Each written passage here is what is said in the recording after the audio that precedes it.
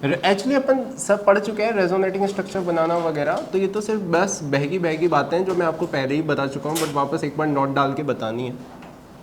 क्या सबसे पहली चीज़ क्या है, रेजोनेंस होने के लिए क्या होना चाहिए, क्या होना चाहिए? रेजोनेंस में होता क्या है? ओनली पाई इलेक्ट्रॉन का transfer, only pi electron transfer. सही बात है, जो तो बिल्कुल सही बात है। उसमें क्या है, देखो अभी क्या है, अभी तुम इतने समझते नहीं हो। ये होता है इनॉल और ये चीज़ होती है कीटो। टोटोमेरिज्म में अपन पढ़ेंगे जीओसी के एंड में, कीटो इनॉल, हाँ है ना। तो यहाँ पे क्या है, हाइड्रोजन एटम एक जगह से दूसरी जगह गया। ध्यान से देखो, डबल बॉन्ड तो गई, डबल बॉन्ड तुम्हें लग रहा होगा, बट वो डबल बॉन्ड नहीं गया, वो हाइड्रोजन एटम गया। तो ये क्या है, रेजोनेंस नहीं है, ये क्या है, टोटोमेरिज्म में। क्या है, टोटोमेरिज्म, ये अपन बाद में पढ़ेंगे। तो ये रेजोनेटिंग स्ट्रक्चर नहीं है, हाँ या ना। क्या बात समझ में आ रही है? Delocalization of a pi electron है, एटम वगैरह कोई एक जगह से दूसरी जगह नहीं बहराते हैं, हाँ या ना। क्या बात क्लियर? दूसरा कि कभी भी रेजोनेटिंग स्ट्रक्चर बनाते टाइम चार्ज हमेशा कंजर्व्ड रहेंगे, ये तो मैंने आपको पहले बता दिया था। चलो रुक जाओ, मतलब नेगेटिव पॉजिटिव, लेकिन रहा तो ओवरऑल न्यूट्रल ही, हाँ या ना। समझ आ रहा है नहीं आ रहा है? क्या हो गया? इस आदमी को भी चैन नहीं है? तो मैं बचपन में किसी ने ये बोला था कि कुछ भी करने से रिसर्चर बन जाते हैं। हमारे स्कूल में बोलते थे, ऐसे बच्चे मानते हैं ना 9th 10th या 7th 8th तक, कि ऐसे साइंस का मतलब क्या होता है, लाल में पीला डाल दो तो हरा बन गया तो साइंस है। अबे इतनी बार तो समझ ही गए होंगे, क्या करते क्या रहते हो तुम। अच्छा, और केमिस्ट्री की 12 ना बजाएं आप कभी भी रेजोनेटिंग स्ट्रक्चर बनाते टाइम। मतलब यहाँ पे अभी कितने बॉन्ड बने हुए हैं? अब यहाँ पे कोई बच्चा सोचेगा इस पॉजिटिव का मतलब वैकेंट ऑर्बिटल नहीं है। अरे भाई नहीं है, बताया था। तो कल से मान लो कल कोई रेजोनेटिंग स्ट्रक्चर बना दे इसका ऐसा कुछ करके और यहाँ पॉजिटिव लगा दे, ऐसा कुछ भी बनाने वाले कुछ भी बना ही देते हैं। तो भाई नाइट्रोजन 5 बॉन्ड नहीं बना सकता, मतलब ठीक है, इतना गलत नहीं कर सकना है, ठीक है। बोलो हाँ या ना, ठीक है, बढ़िया। उसके बाद कभी भी जैसे अभी मान लो इस जो ये था इसको मैं ऐसा बना देता था, क्या नेगेटिव पॉजिटिव फिर ये ऐसे, अच्छा बात थोड़ी है ये, ऐसे प्लस माइनस चार्ज को ऐसे पास पास बना देता कि ये भी एक रेजोनेटिंग स्ट्रक्चर है, हाँ है ना। और या फिर इस तरीके से कि मान लो यहाँ नेगेटिव, ये वाला पॉजिटिव,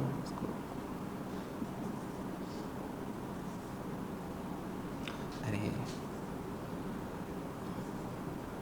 ये ऐसे थोड़ी बना सकते हैं, हाँ या ना। ये भसड़ थोड़ी हो सकती है, मतलब क्योंकि अपना रेजोनेटिंग स्ट्रक्चर तो ये बन रहा था प्लस माइनस, तो ये ऐसे एग्जिस्ट नहीं करते, ठीक है।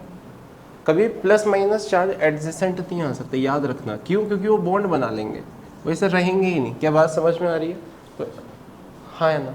और ओवरऑल मॉलिक्यूल का चार्ज हमेशा बैलेंस रहता है, जैसे यहाँ पे है यहाँ पे है, हालांकि यहाँ पे बैलेंस है पर ये प्लस माइनस नहीं हो सकता। क्या बात समझ में आ रही है? अगर नहीं आया तो एक और एग्जांपल दे देता हूँ। जैसे मान लो तो ये यहाँ पे एक ही नेगेटिव चार्ज रहेगा सारे रेजोनेटिंग स्ट्रक्चर्स पे, हाँ या ना। समझ में आ रहा है ना? ऐसे ऐसा नहीं कर सकते इसको कि मान लो कल से किसी का मन कर गया कि यहाँ पे प्लस यहाँ पे, हालांकि वो तो फिर भी बैलेंस ही हो गया ओवरऑल, तो ये प्लस माइनस, पर हालांकि ऐसे बना ही नहीं सकते। क्या बात समझ में आएगी? ठीक है, ऐसे नहीं करना है, ठीक है, भसड़ नहीं फैलानी है। साथ में सेम चार्जेस भी आपस में नहीं बनाते, अनस्टेबल होते हैं, हालांकि वो तो अभी अपन दूसरी जगह भी सीखेंगे। क्या बात समझ में आ गई? क्या सारे पॉइंट अंग्रेजी में पढ़ लो एक बार, अंग्रेजी में बोल देता हूँ, क्या दिखाना। Only pi electron and lone pair present in P orbital participate in resonance, सही बात है। सिग्मा इलेक्ट्रॉन कैसे पार्टिसिपेट करेंगे? नहीं करेंगे, ठीक है। नॉन प्लेनर सिस्टम जहाँ पे होगा वो वही बात है, हाँ या ना। नॉन sp3 एटम होना ही नहीं चाहिए, हाँ या ना। इसके लिए मैंने एक चीज़ एक एग्जांपल बताया था, सब पहले बता चुका हूँ मैं पढ़ाते हुए, बस यहाँ पर पॉइंट में लिखा हूँ। साइक्लिक रेजोनेंस नहीं हो पाएगा, हाँ या ना। NH2 यहाँ पे रेजोनेंस नहीं हो पाएगा क्योंकि बीच में आ गया, हाँ या ना। समझ में आ रहा है नहीं आ रहा है? टोटोमेरिज्म वाली चीज़ बताई दी मैंने, all resonate system must be planar, सही बात है। चार्ज हमेशा बैलेंस रहेगा, 1000 एग्जांपल समझा दिए, बार बार समझाता आ रहा हूँ जब से रेजोनेटिंग। केमिस्ट्री की 12 नहीं बजानी है, वो वाला एग्जांपल समझा दिया। वैलेंसी जितनी है उतनी रहनी चाहिए, पलटो।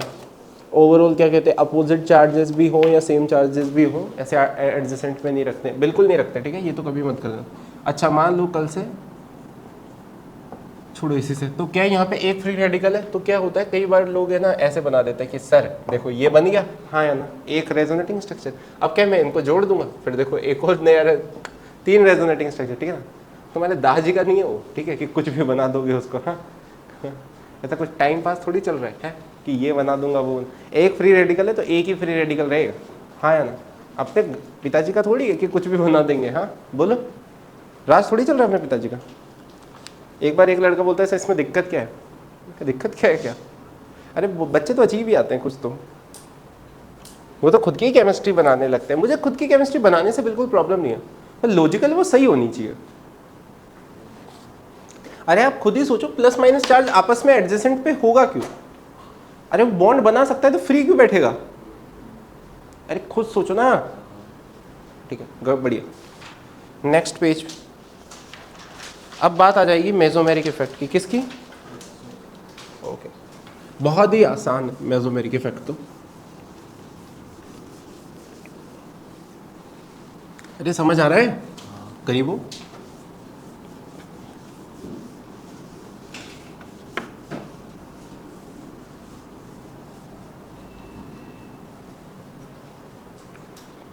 क्या हो गया बेटा, उदास लग रहे हो। बेसिकली मेसोमेरिक इफेक्ट कुछ इफेक्ट होता नहीं है, एक्चुअली कुछ नहीं है, ये सिर्फ और सिर्फ वही है रेजोनेंस और कुछ नहीं है, इसमें नया कुछ नहीं है, एग्जैक्टली सेम है। इधर आ जाओ, इसके रेजोनेटिंग स्ट्रक्चर बनाओ।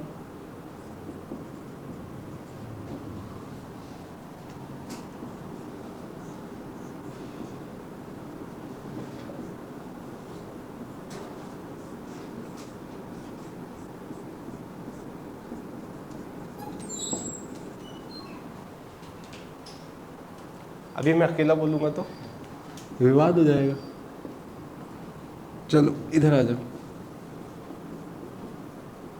ओ माइनस, यहाँ पे प्लस, हाँ या ना, यहाँ पे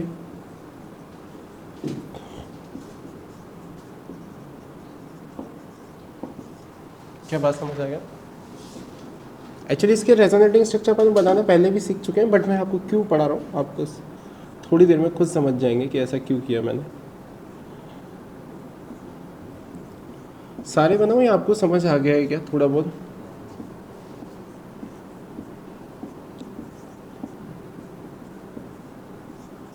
आई थिंक सो, अब तो कर ही लोगे यार।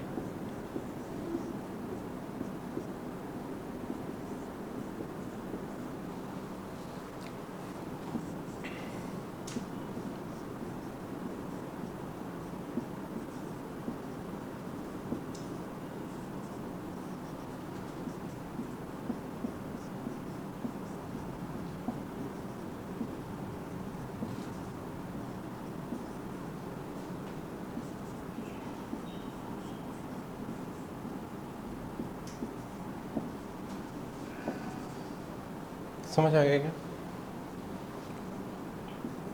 वापस बच्चे ध्यान से देखो बेटा, हुआ क्या इन सबके रेजोनेटिंग स्ट्रक्चर बनाते टाइम अपन ने क्या समझा, इस ग्रुप ने बेसिकली इस सिस्टम से रेजोनेंस के थ्रू इलेक्ट्रॉन खींचे, और इस वाले ने क्या किया, इस ग्रुप ने इलेक्ट्रॉन दिए, हाँ या ना।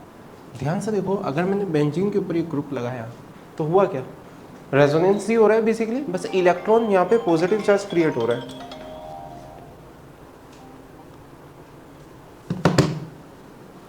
पॉजिटिव चार्ज क्रिएट हो रहा है मतलब ये इलेक्ट्रॉन खींच रहा है, और ये नेगेटिव चार्ज क्रिएट हो रहा है बेंजीन रिंग पे, यानी इलेक्ट्रॉन दे रहा है, हाँ या ना।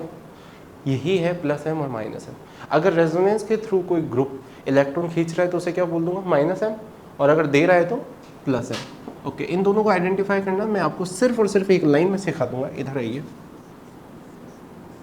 बेंजीन पे अगर कोई ग्रुप लगा हुआ है जो एक्स डबल बॉन्ड वाई की फॉर्म में है, तो वो क्या हो जाएगा, प्लस एम कैसे हो जाएगा, ना माइनस एम होगा ना।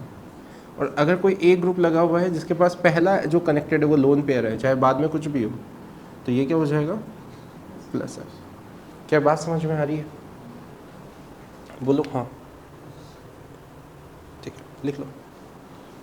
ओके, अब नेक्स्ट पेज पे आओ। और उसमें मैं करवाता हूँ, ये समझ आई गया, ठीक है। अच्छा, प्लस आई और माइनस आई हमेशा आप इलेक्ट्रोनेगेटिविटी से कंपेयर करोगे, ठीक है। तो मैं आपको ऐसे सिखा दूंगा, डोंट वरी।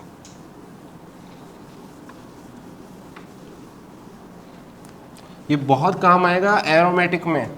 2 लेक्चर की क्लास खत्म हो जाएगी अगर आपको ये अच्छे से समझ आ गया तो। रिवाइज किया करो घर पे, नालायक हो।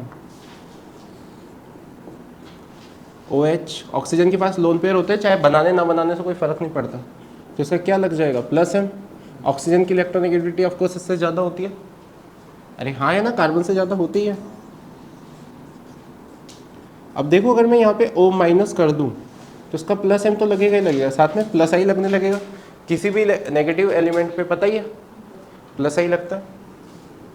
थर्ड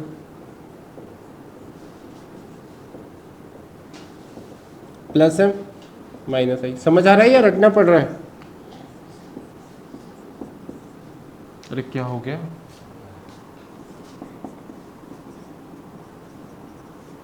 प्लस M या माइनस M, बताओ क्या लगेगा? भाई गधों, X डबल बॉन्ड Y नहीं दिख रहा क्या? क्या कर रहे हो यार?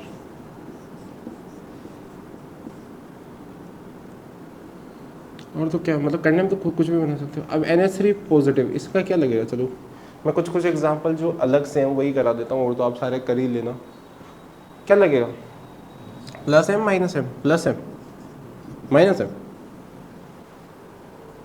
अबे गधों, रेजोनेंस होगी ही नहीं। क्यों? पॉजिटिव का मतलब वैकेंट ऑर्बिटल थोड़ी है। तो यहाँ पे प्लस M माइनस M लगेगा ही नहीं, सिंपल माइनस ही लगेगा। नेक्स्ट इधर आओ, SH, इसका क्या लगेगा?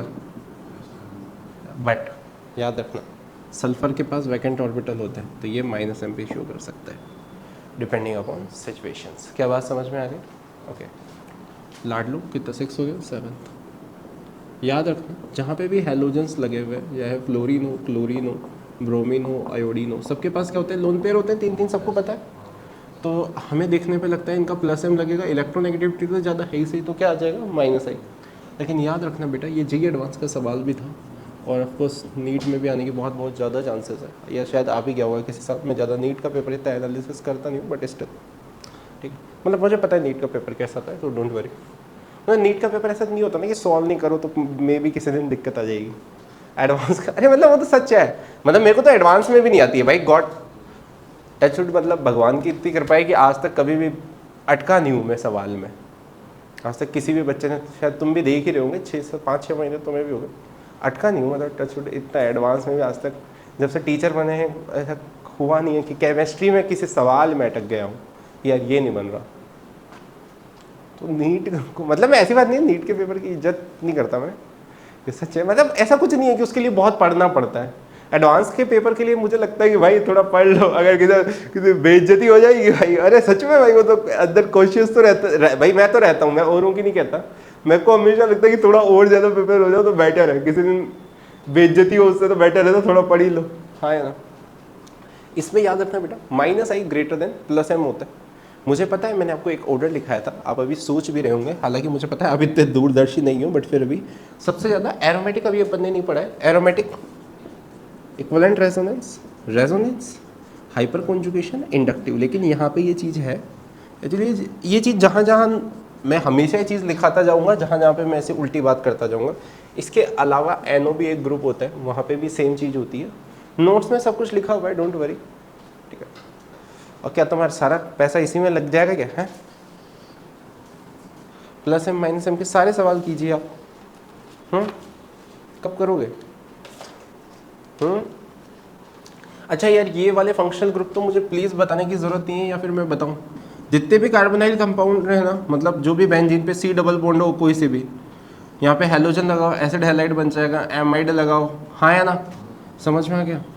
OH लगा दो, कार्बोक्सिलिक एस्टर, ठीक है, एनहाइड्राइड, मैं लिख नहीं रहा सारे, एल्डिहाइड, कीटोन, ये सारे के सारे क्या हो जाएंगे? माइनस M, क्योंकि अपन को तो यहाँ से दिखते ही पता लग जाएगा इलेक्ट्रोनेगेटिविटी ज़्यादा है, इसी तो माइनस I भी हो ही जाएगा, ठीक है।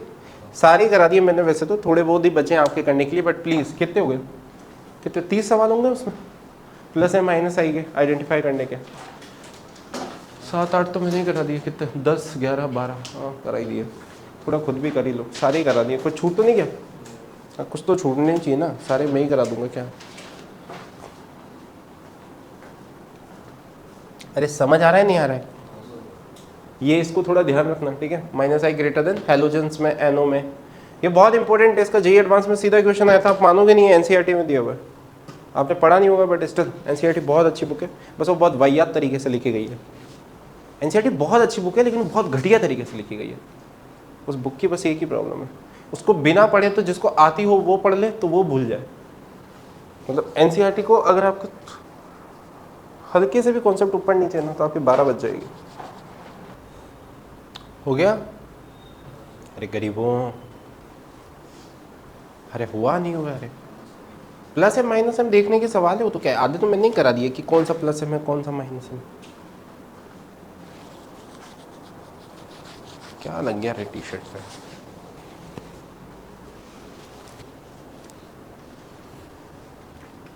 अरे कैमरे में खुद को देख के अच्छा तो लगता है रे।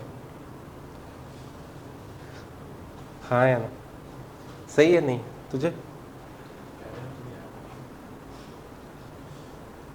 व्लॉगिंग स्टार्ट कर देता हूँ। हेलो गाइस, मेरा यही है कि अगर मैं लाइफ में बहुत ज़्यादा अनसक्सेसफुल हो गया तो इन्फ्लुएंसर बन जाऊँगा, या मुझे लगा कि मैं कुछ नहीं कर पाऊंगा तो मैं इन्फ्लुएंसर बन जाऊँगा। क्यों? कुछ एक लाइफस्टाइल तो बता ही सकते हैं अपन। सुबह उठे, मुंह धोया, फिर खाना खा लिया, फिर जिम चले गए, फिर जिम में आज एक्सरसाइज की, ये फिर गाँव चले गए, फिर शाम को खाना खाया। सोचो नहीं, इन्फ्लुएंसर कैसे कह रहे हैं लोग? हाँ? काम वाम नहीं करता क्या भाई तू? चलो आ जाओ आगे बढ़े। चलो आजकल तो मस्त है, फुल कह रहे हैं पापा आपको चलो फ़ोन चलाना सिखाता हूँ। चलो पापा रील बनाते हैं। इतना तो क्या, इतना में तो मेरे पापा धरी दे मेरे, रील वील की कह लो। चलो आ जाओ, हो गया। प्लस एम माइनस एम तो हो ही गया होगा यार, काफ़ी टाइम ले लिया तुमने। ठीक है, नेक्स्ट अपना क्या आ जाता है? Stability of resonating structure. देखो स्टेबिलिटी ऑफ रेजोनेटिंग स्ट्रक्चर में आप क्या करते हो, आपने रूल्स पढ़े होंगे क्योंकि आप पहले भी कहीं ना कहीं तो पढ़ के आए हो। कोई रूल वूल नहीं है, एक रेजोनेटिंग स्ट्रक्चर बस आपको बनाना आना चाहिए, वो तो आपको आता है, वो तो मुझे पता है। इसका रेजोनेटिंग स्ट्रक्चर किसको बनाना नहीं आता? सबको ही आता है आई थिंक सो, बना लो, आता है तो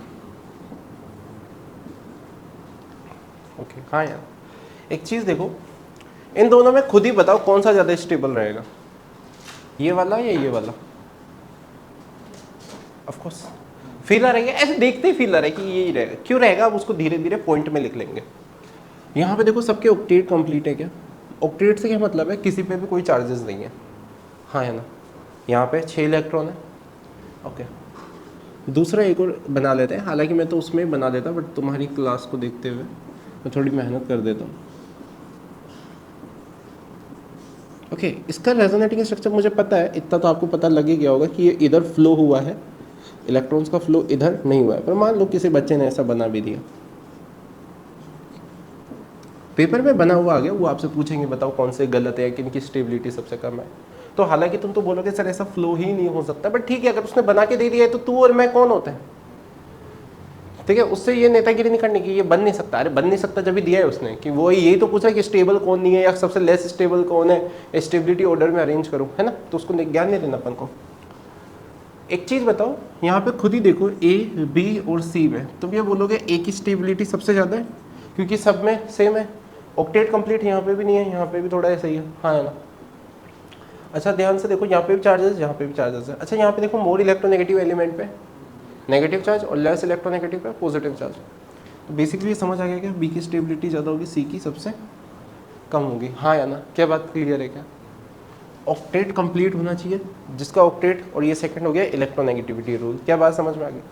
तीसरा रूल चौथा रूल सेम ही है, इधर आ जाओ। अरे कोई दिक्कत नहीं, इनसे समझ में आ जाएगा। एक चीज़ बताओ, जितने ज़्यादा बॉन्ड होते हैं क्या स्टेबिलिटी उतनी ज़्यादा होती है क्या? हाँ या ना? अच्छा, ये इस चीज़ को ऐसे बोलूँ कि जितने ज़्यादा बॉन्ड है या जितने ज़्यादा पाई बॉन्ड है एक ही बात है क्या? क्योंकि यहाँ रेजोनेंस में क्या है, 2 पाई बॉन्ड है, यहाँ पे कितना रह गया, 1 पाई बॉन्ड रह गया।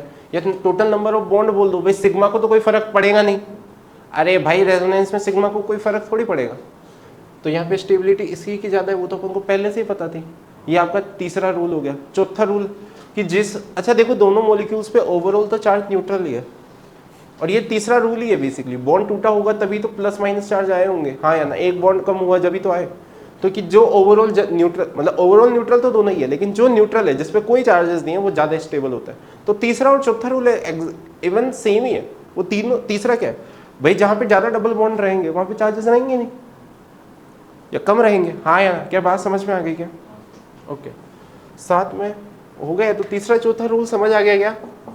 अरे वो रटना पड़ रहा है या आपको समझ आ रहा है भाई? एक स्ट्रक्चर से सारे रूल्स आप समझ पा रहे हो ना लिख लिख के बना। अच्छा, पांचवा रूल जो है, ठीक है, एक चीज बताओ, दुनिया में स्टेबिलिटी कब आ जाएगी? बहुत दुनिया में बर्बादी कब है? प्लस के पास में अगर तुमने माइनस एम लगा दिया और नेगेटिव के पास में प्लस एम लगा दिया, फिजिक्स ही बोल देगी यार क्या कर रहा है, हाँ या ना? क्यों? नेगेटिव के पास में प्लस एम का मतलब क्या है? कोई भी ग्रुप है जिसके पास लोन पेयर है तो इलेक्ट्रॉनिक रिपल्शन स्टार्ट हो जाएगा। सेम चीज यहाँ पे, हाँ या ना? सबसे हाईली अनस्टेबल कंडीशन से ही है।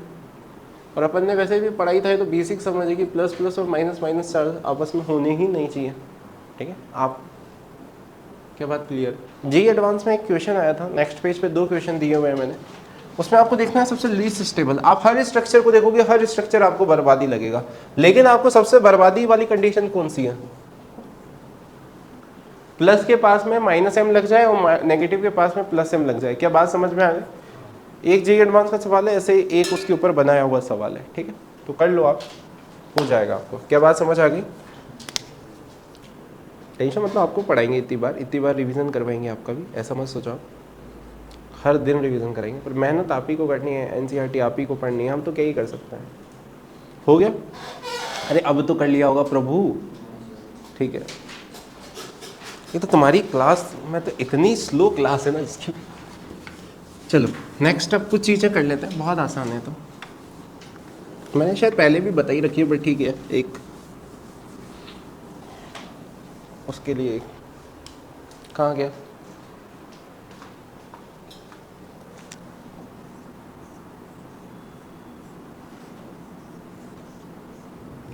जिसमें ज़्यादा रेजोनेंस होगा उसमें ज़्यादा स्टेबिलिटी, हाँ या ना?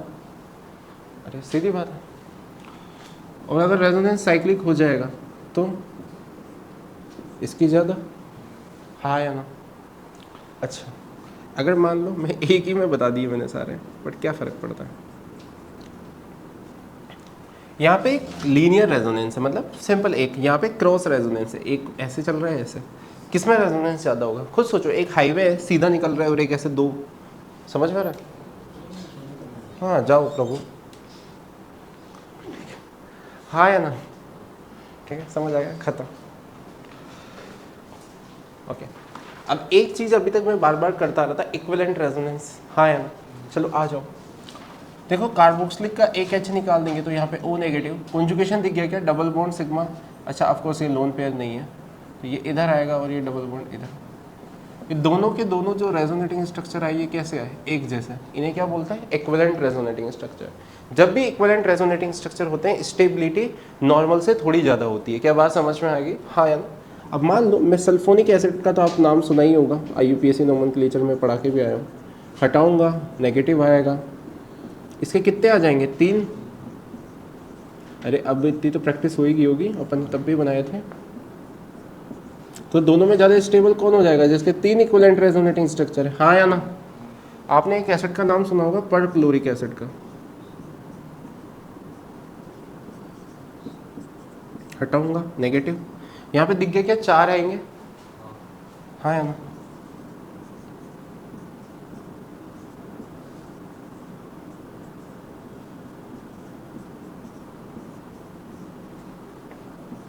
अरे बोलो बोलो बेटा, बोलो बोलो तो सही।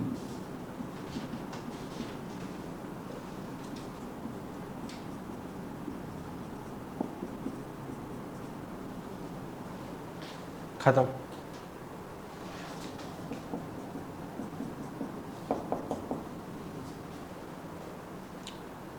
हो गया। चलो एक और कर लेते। कार्बोनिक एसिड होता है H2CO3, इसके दोनों हाइड्रोजन निकाल दो।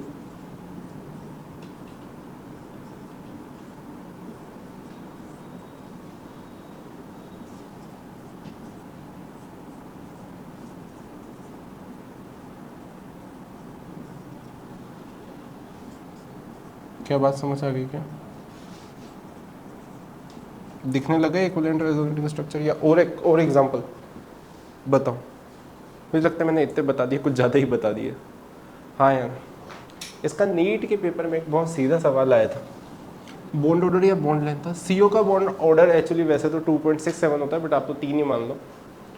CO2 का तो 2 होता है, आँख का अंधा भी बता सकता है। कार्बोनेट, देखो बेटा, कभी भी ऐसे बॉन्ड ऑर्डर निकालना हो जहाँ पे रेजोनेंस, तो बहुत सिंपल है। सिग्मा बॉन्ड तो एक है ही से फिक्स कार्बन और ऑक्सीजन के बीच में। यहाँ पे तो CO2 में 2 ऐसा दिख ही रहा है, फिक्स ही है ये तो। और CO में आपका ऐसे 3 होता ही है। हाँ यार, 3 2। यहाँ पे कैसे निकालना? अब ये एक पाई बॉन्ड कितनी जगह कूद रहा है? 3 जगह, 1/3, तो क्या हो गया 4/3। तो बेसिकली बॉन्ड ऑर्डर का ऑर्डर तो ये हो जाएगा। हाँ यार, बॉन्ड लेंथ का क्या हो जाएगा ये। ठीक है, नीट में 2-3 बार पूछा गया, मेंस में भी ये सवाल पूछा गया। क्या बात क्लियर है? नहीं है? हम नो बोला क्या? इक्विवेलेंट रेजोनेटिंग स्ट्रक्चर का फंडा भी क्लियर हो गया क्या बेटा?